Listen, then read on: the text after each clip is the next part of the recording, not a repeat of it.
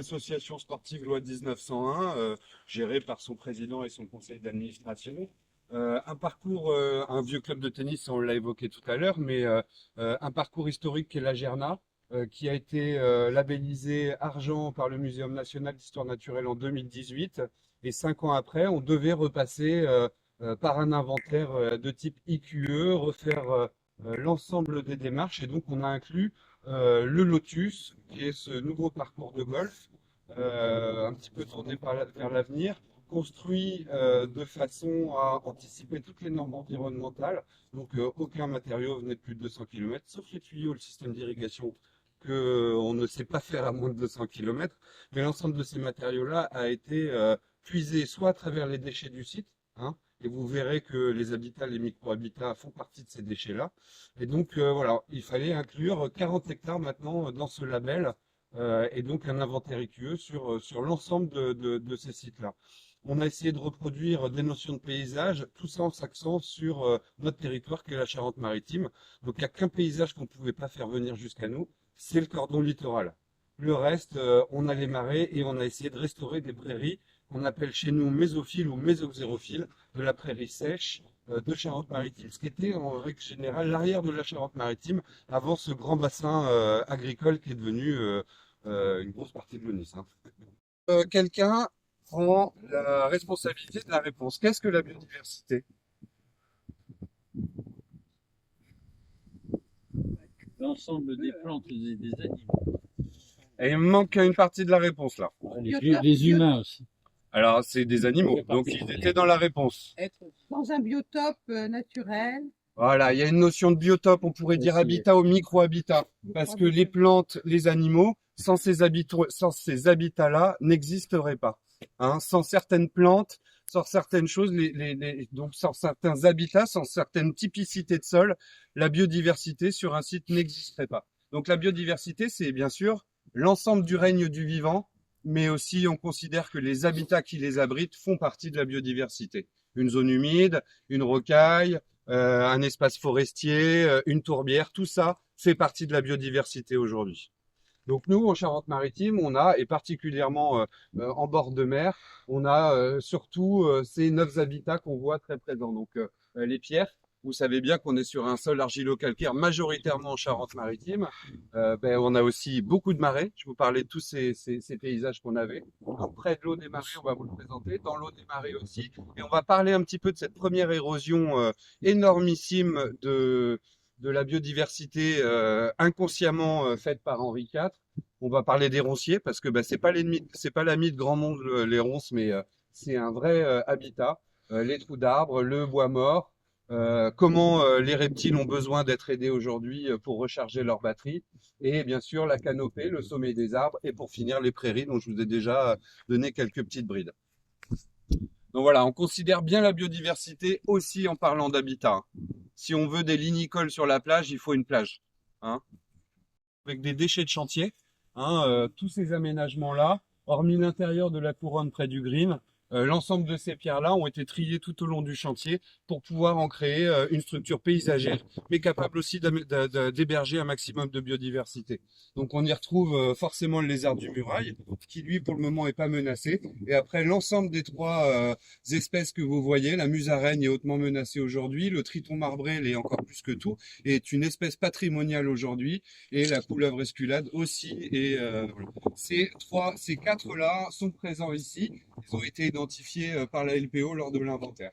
Et donc, nous, on essaie de multiplier le maximum, et vous en verrez régulièrement sur le parcours, ces espaces-là, pour pouvoir multiplier ces espèces et les abriter, et surtout essayer de conserver et éviter une érosion de la population sur notre site.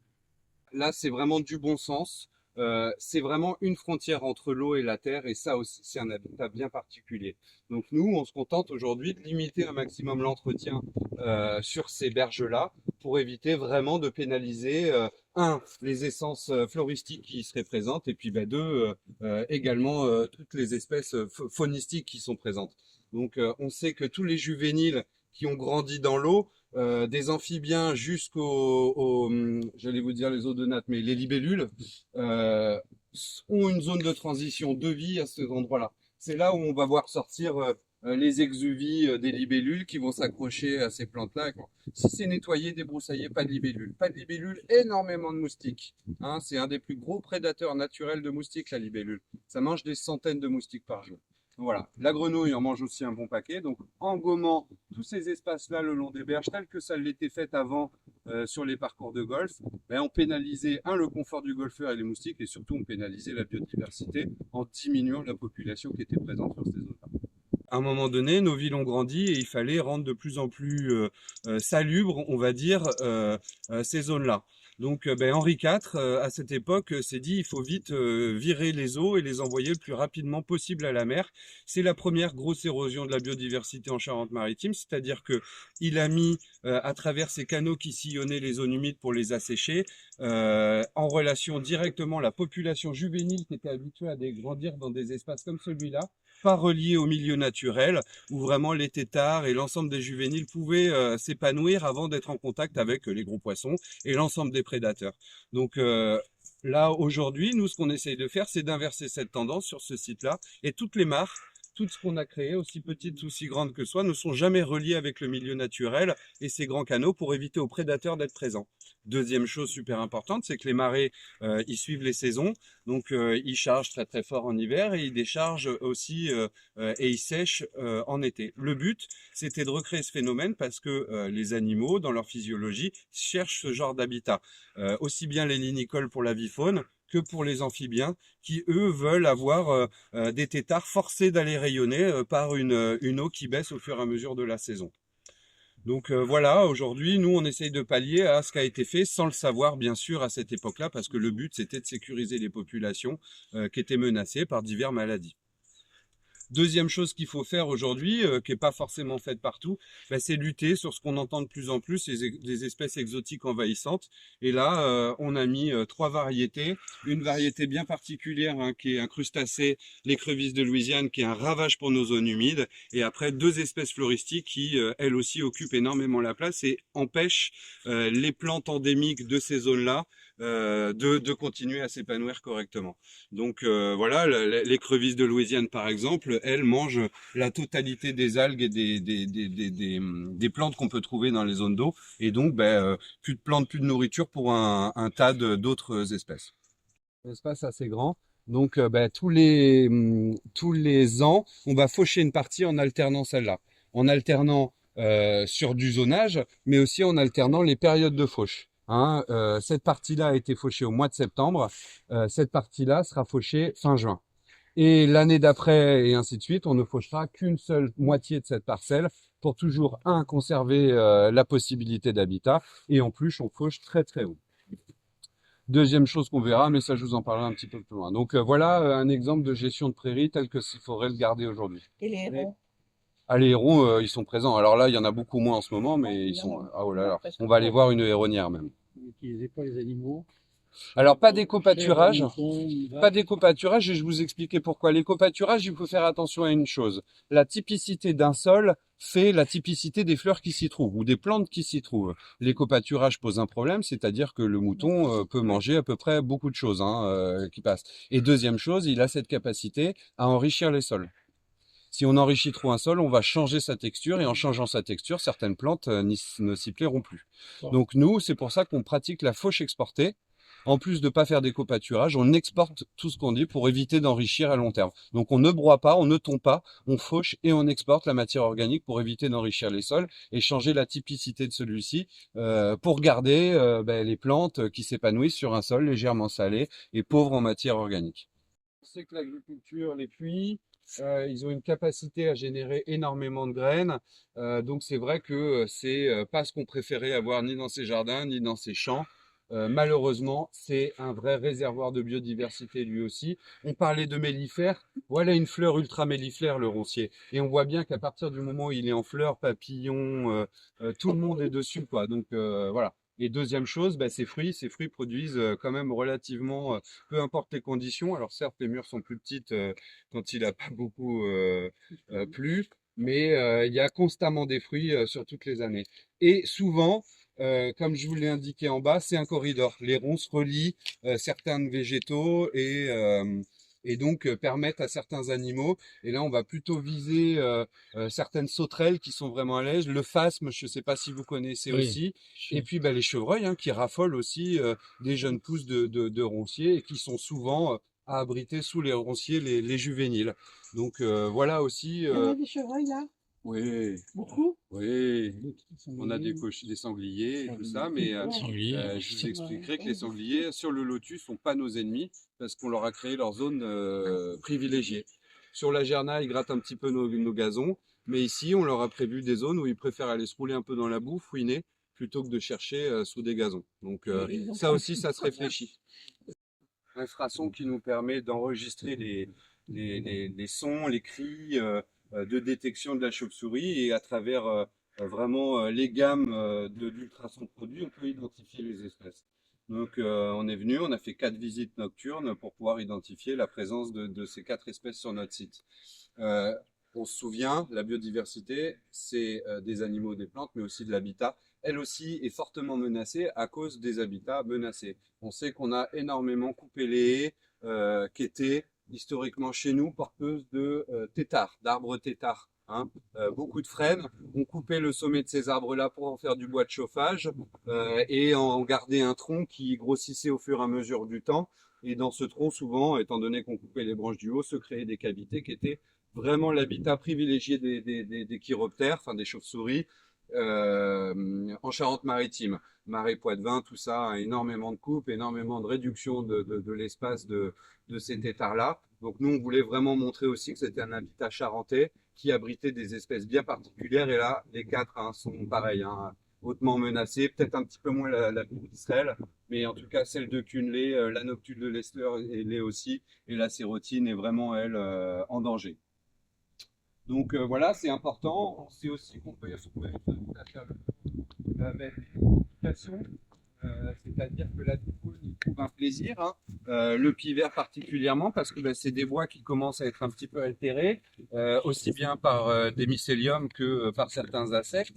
Donc on a mis un joli insecte aussi qui est menacé, qu'on trouve chez nous, qui est la rosalie des Alpes. Mais le pivert vient régulièrement sur ces arbres un peu chercher aussi de la nourriture. Et la chouette, dans ces cavités-là, se régale pour y faire ses nichés. Donc, on voulait aussi inviter à ce qu'un arbre un peu vieux, un peu tordu, comme on le voit là, et sa place ne soit pas coupée parce qu'il est moins, on va dire, esthétiquement joli qu'un autre. Non, en fait, il a son charme, et surtout, c'est un habitat, une fois de plus. Donc, il faut conserver ces espaces-là pour s'assurer que ces habitats continuent d'exister.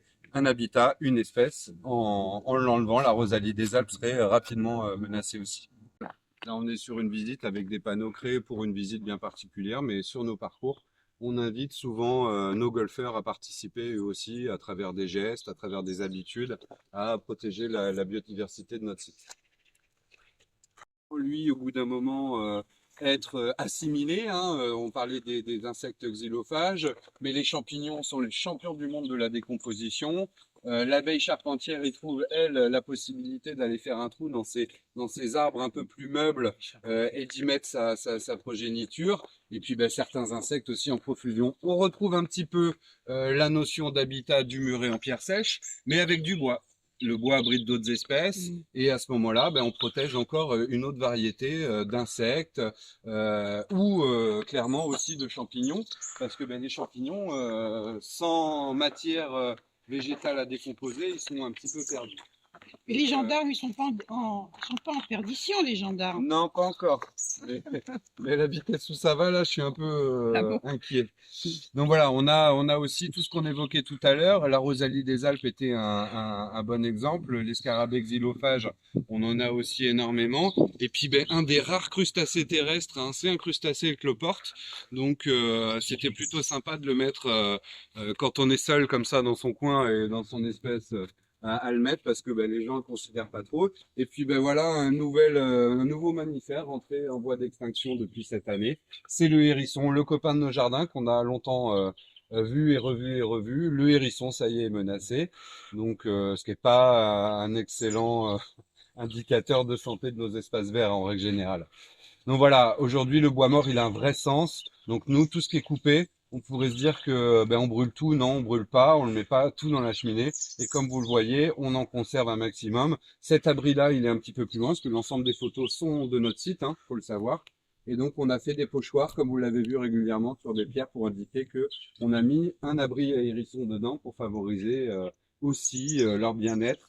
Donc, dedans, toujours pareil, il y a à manger et un abri. Ils se régalent à habiter dans ce coin-là. On a la chance juste en face de nous ici, on peut regarder le panneau, mais c'est ni plus ni moins une image printanière de cette zone-là. Une héronnière, donc il y a des chênes pluricentenaires à l'intérieur. C'est un tout petit bois qui est toujours vivant et on peut dire très très peu utilisé et fréquenté. Donc on a la chance d'avoir une héronnière en limite de notre parcours. On a compté avec la LPO à peu près 600 nichés au printemps dernier. Donc c'est vrai que c'est un joli vacarme, je peux l'appeler comme ça, de hérons, des grecs qui s'installent, avec le Milan qui cherche à voir s'il n'y a pas un petit qui est tombé, le faucon qui traîne aussi. Donc on a aussi une jolie diversité dès qu'on laisse un peu de zone boisée. Et on le voit bien, alors on voit pas encore bien les nids, mais on sait qu'on en compte une, deux, trois, quatre, cinq très facilement. Sur des soirées, on ne voit que des coups comme ça pour le coucher de soleil. C'est vraiment aussi super sympa. Et voilà encore un habitat menacé. Si à un moment donné, ces hérons qui aiment, eux, être en hauteur, contrairement à tout le reste de la journée où ils cherchent dans les flaques ou dans les champs hein, pour se nourrir, le seul endroit où ils vont nidifier, c'est au sommet des arbres. Donc ça aussi, c'est un habitat de Charente-Maritime qui reste menacé. Garder des arbres près des zones humides, c'est super important. On le voit bien ici. C'est devenu tous les soirs le garde-manger du héron qui nous aide à lutter contre l'écrevisse de Louisiane et en recréant ces sites, ces cercles vertueux, pardon, on peut facilement aujourd'hui lutter d'une autre façon contre les espèces exotiques envahissantes. C'est purement devenu une des parties de l'ADN de notre association de concevoir des espaces de jeu au milieu d'espaces naturels. Et quand on invite de plus en plus nos golfeurs à l'émerveillement, on voit que c'est fonctionnel. On voit que les gens commencent à tourner un petit peu la tête à droite à gauche et de prendre plaisir, au-delà de pousser la petite balle blanche, à voir la faune et la flore qui s'épanouit autour d'eux pendant leur partie.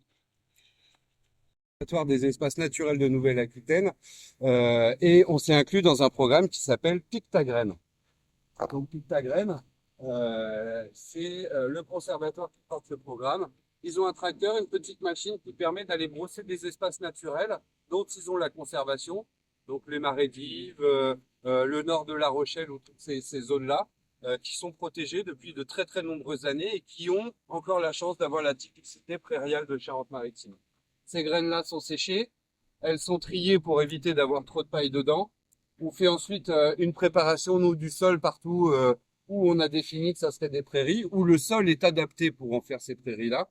Et on attend que notre prairie devienne. Et une fois qu'on a une belle prairie, comme ça l'a été au printemps, qui est moins jolie, je vous l'accorde aujourd'hui, ils reviennent pour rentrer dans la boucle et nous aussi, on contribue à pouvoir diffuser des graines saines, sauvages, pour réensemencer, par exemple, des mesures compensatoires suite à la destruction d'un espace ou pour un autre golf ou un espace vert qui souhaiterait remettre des variétés typiques de nos prairies de Charente-Maritime. Donc, moi, je remercierai jamais assez tous ces organismes qu'on voit en bas, y compris l'Agence régionale de la biodiversité, qui nous ont attribué depuis l'année dernière le label stratégie régionale pour la biodiversité pour l'ensemble de nos actions. Donc, la région vient régulièrement par tous ces organismes qui sont le conservatoire, l'agence régionale et puis d'autres aussi, pour s'assurer, qu'on travaille correctement toujours et que ce label, on le mérite. Et puis deux, pour faire visiter un petit peu comme vous, comment on peut faire renaître des équipements touristiques, sportifs, avec un programme de recréation de la biodiversité plutôt complet, abouti et fonctionnel au bout de 3 ans. Donc voilà, sans eux, on n'aurait pas réussi à mettre la petite cerise sur le gâteau. Et ça, c'était vraiment la meilleure chose qu'on puisse faire. Donc aujourd'hui, on a des prairies, pareil, en très très peu de temps, qui sont ce qu'on pouvait retrouver en Charente-Maritime avant la culture intensive. Voilà les 3 biocides qu'on utilisait, plus fongicides contre les champignons, insecticides contre les ravageurs les insectes, et herbicides pour lutter contre les herbes Indésirable. indésirables, qui ne sont pas au bon endroit, les herbes folles plutôt que mauvaises herbes, parce qu'à certains endroits, elles sont plutôt bonnes. Donc voilà, ici déjà on accepte sur les zones semi-rases d'avoir une diversité. Mais par contre, on sait que plus on tond haut, plus on a d'espèces qui s'épanouissent, plus on tond ras, et moins on a d'espèces qui s'épanouissent. Donc on le voit bien, plein d'espèces. On arrive sur une zone plus rase, on en a de moins en moins, on a les trèfles, et encore ils sont maltraités parce que vous voyez bien qu'ils ont la feuille qui est toute petite. On appelle ça des feuilles de réserve, hein, parce qu'elle n'est pas à l'aise non plus. Donc on sait que là, au printemps, on va multiplier nos tontes verticales et donc fatiguer encore plus le trèfle qu'il est déjà en mécanique. Donc la tente horizontale permet de contrôler la croissance. Et ici, on fait pas de tonte verticale sur les refs. Par contre, on commence à en faire légèrement ici et on voit qu'on a moins en moins de textures de feuilles différentes. Donc là, nous, on a équipé nos machines de ce qu'on appelle des groomers. Et on voit bien que des fois, ils grattent un peu dans les pentes, même tellement il y a la tonte verticale. Et plus on va se rapprocher des zones tondues rases, plus on effectue des tontes verticales, on fatigue la nicote. Et on le voit bien, quand on est passé, on a tondu aussi bien des feuilles dans ce sens-là. Et donc, on commence à faire apparaître là où le gazon va pouvoir lui coloniser. Elle est affaiblie. Le gazon, lui, va prendre le dessus parce que plus on coupe le gazon de façon verticale, plus on augmente sa capacité à ce qu'on appelle taler, donc à développer des bourgeons de sa surface. Comment ça, vertical? Tu dis vertical, là? Oui, je vois l'espace. Voilà, vertical, donc c'est une tonte sur nos éléments de tonte qui nous permettent de couper l'herbe de façon verticale. Et on peut régler la hauteur de cette tonte verticale. Alors, Ah oui, la tonte horizontale, c'est celle qui contrôle la coupe. Voilà. celle que tu as tout le monde a. Verticale, elle permet de couper le gazon, un, pour augmenter sa densité, puis bah, deux, on le voit bien, là on passe encore sur nos hauteurs de tonte en dessous. Donc là, on est à 57 là-bas. Ici, on va être à 16 mm. On va passer à 12 mm là. Et au fur et à mesure, on descend cette tonte verticale pour être sûr que comme on est là dans la zone où on va faire vouloir rouler la balle, il va falloir avoir pas de faux rebonds, pas d'herbe folle qui pourrait faire dévier la balle de la trajectoire, alors qu'on sait que le gazon plutôt garde ce qu'on appelle la ligne, nous permet de garder la ligne.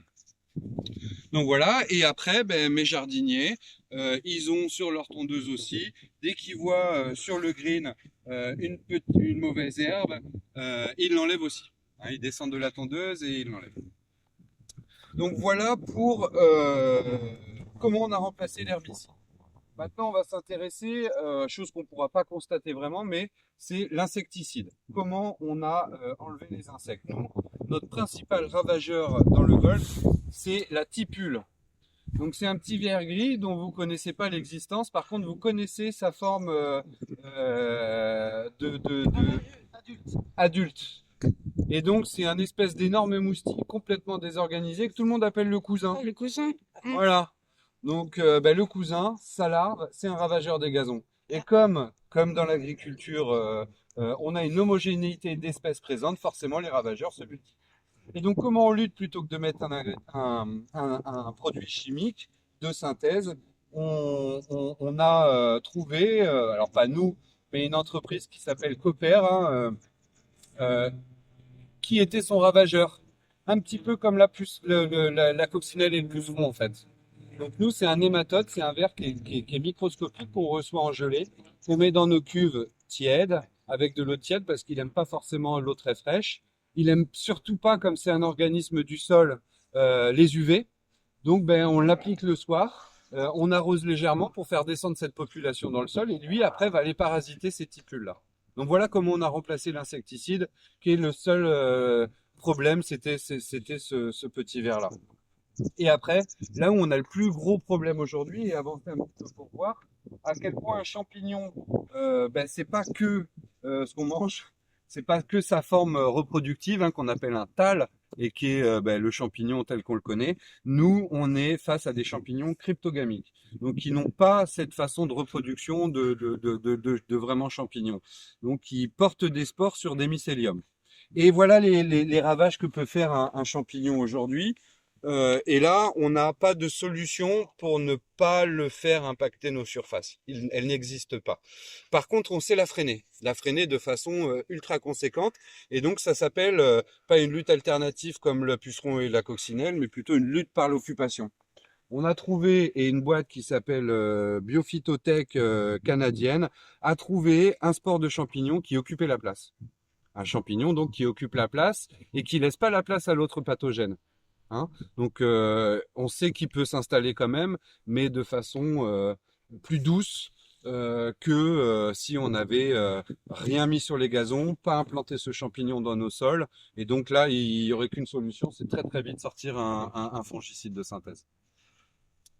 Donc de temps en temps, et nous, on est régulièrement impacté par ces maladies. Nos golfeurs les acceptent de plus en plus parce que de toute façon, ça va être une des premières difficultés de la loi Labbé de janvier 2025, c'est que les fongicides vont être restreints à 6 utilisations par an maximum. Et donc, ben voilà, le gros problème pour les golfs qui, par anticipation ou par traitement préventif, on dit dans notre domaine, passer des fongicides pour éviter que ça arrive. Le préventif va être incroyable. Donc voilà, donc le champignon est là, il est présent, il détériore un petit peu nos gazons, mais on l'accepte, les golfeurs l'acceptent et on essaye de lutter quand même. Et on voit bien que c'est plutôt fonctionnel parce que l'attaque est là, mais on revoit à l'intérieur légèrement le gazon reverdir. Donc oui, il a été affaibli, oui, la balle peut sauter un petit peu à cet endroit-là, mais vous pouvez manger notre gazon, il est sain. Et ça, c'était le plus important. Pourquoi c'est le plus important ? Parce que c'est quelque chose qui n'était jamais dit dans nos parcours de golf, parce que personne s'intéressait à comment on entretenait, mais la pollution manuportée était colossale sur nos parcours. Pour certains, c'était 3, 4, 5 molécules qui étaient assimilées dans une cuve en même temps et passées sur nos greens de golf. Et qu'est-ce que fait un golfeur au moins 18 fois dans sa partie, voire plus, parce qu'il nettoie sa balle régulièrement ? Il prend sa balle, il l'essuie, un torchon ou pas, il plante son tee, il revient. Voilà. Ça, c'est une pollution manuportée. Et sans s'en rendre compte, c'est des molécules et des molécules et des molécules qu'on fait en direct. Hein, on n'est pas sur un produit agricole transformé qu'on assimile. Là, c'était directement. Même si la législation demandait des délais de rentrée, je ne sais pas si vous connaissez le concept, on traite et on ferme 3 jours. On voit pas beaucoup de golf fermer 3 jours régulièrement. Hein. On est d'accord là-dessus. Donc voilà, le lendemain, c'était ouvert, le produit était encore à fleur et ainsi de suite, et ainsi de suite. Donc voilà.